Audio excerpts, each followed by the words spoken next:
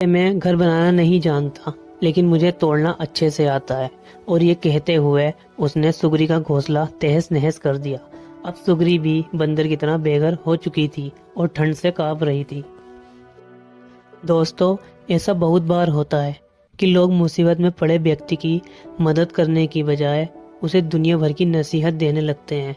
वयस्क होने के नाते हर कोई अपनी स्थिति के लिए खुद जिम्मेदार है।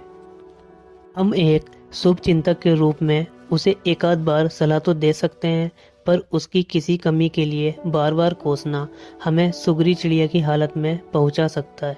इसलिए किसी मुश्किल में पड़े व्यक्ति की मदद कर सकते हैं तो करिए, पर उसे बेकार के उपदेश मत दीजिए।